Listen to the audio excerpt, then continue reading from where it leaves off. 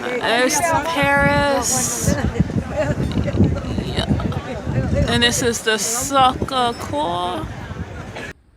Hi guys, welcome back to my channel. If you're new here, my name is Pearl and I am an engineer, and when I'm not writing code, I'm focusing a lot of my time and energy on how can I engineer a better life for myself, and also how can I help other people do the same. And in today's video, I'm going to be sharing with you guys 5 tips on how you can have more meaningful and memorable travel.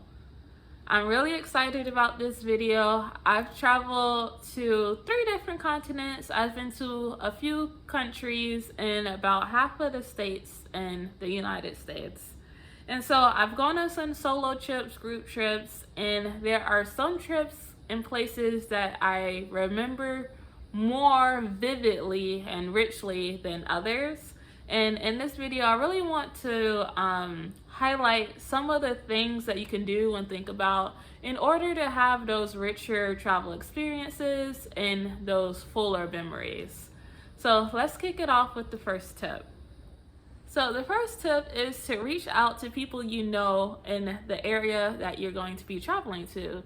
So these people include, like obviously if you have a best friend, definitely reach out. But even if it's not your best friend or your sister or your cousin, if you have an old friend that maybe you've fallen out of contact with in the past few years, if you have old work buddies who have moved to this area, or distant relatives, these are all people you can reach out to. They'll probably be glad to hear from you.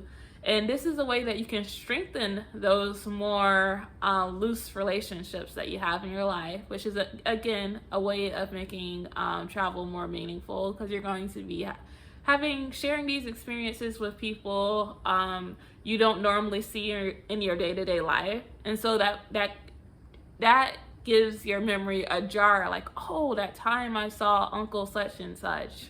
Haven't seen him in 15 years, and now we're at Chili's. You know, it could take something very mundane, and just because of who you're spending that time with, it can make it more meaningful. So kind of related, this idea of do it for your grand. Megan Thee Stallion, she has this really nice Instagram story or picture that she shared, crossing things off of my grandma's bucket list, something along those lines. I'll put it up over here. I thought that was very special because sometimes, oftentimes people don't have the ability to travel like they want to, and that's one of the reasons why travel is such a luxury and such a privilege.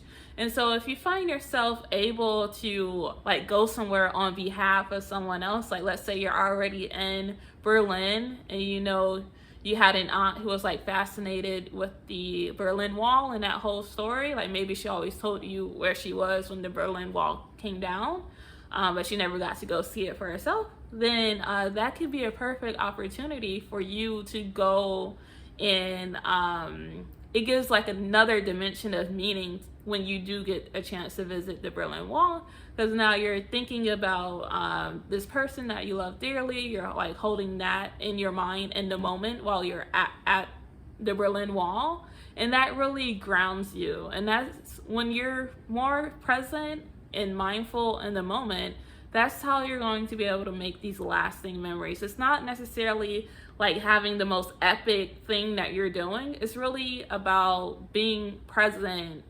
wherever you are.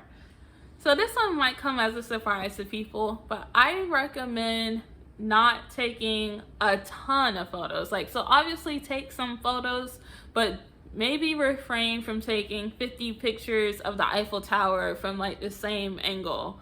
Because one, when you're done with your vacation and you're looking at all your photos, when you're scrolling past like 50 pictures that almost look identical, like you're even wondering if you're actually swiping,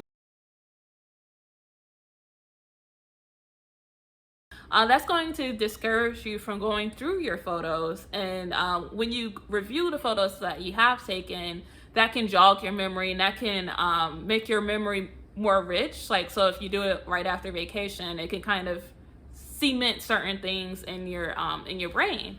And that's cool, but when you have 50 pictures that are basically identical, you might get tired of swiping, and you might have taken thousands of pictures and never actually look at them. And finally, my last tip for you guys is to learn the language and customs. So this is applicable if you're traveling to a place where they speak a language that you don't speak. Especially for English speakers, we kind of take it for granted, or sometimes we can have the assumption that English is spoken everywhere or in most places. But oftentimes, depending on where you're traveling, that might not be the case. So my last international trip was to Brazil. I actually came back the day that COVID was declared a pandemic.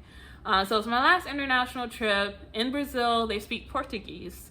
And I was in Rio de Janeiro, and I was staying in like Copacablanca, and that is like a very tour that's where the carnival happens. So like they're used to having like millions of people come from all over the world, and I had the assumption that people like that English would be pretty widely spoken.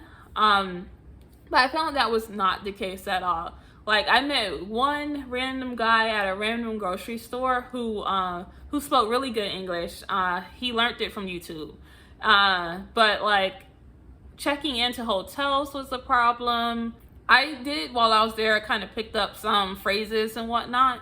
But I felt like this barrier between me and the city and the people, because like I didn't know what people were saying. I didn't know, like when I got there, I didn't even know how to say like thank you or excuse me or like hello. And so like those are some basic phrases that I should have prioritized learning before I went there, so that I at least can like have like basic communication with the people around me. And so even if you have like some sort of translator app, that can help, but again, you're still going to have like that distance. So I think the more language that you can learn beforehand, the more likely you're going to be able to have like those meaningful interactions with the people around you.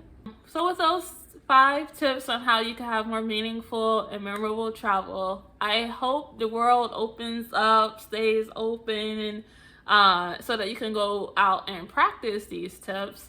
And if you have any tips yourself on how you have memorable, meaningful travel, please do share them down below. I'm sure everyone would be very interested in knowing your tips. And with that, I am going to call it a video. If you like this video, make sure you like it. And if you're not subscribed, make sure you subscribe. I post videos every Tuesday.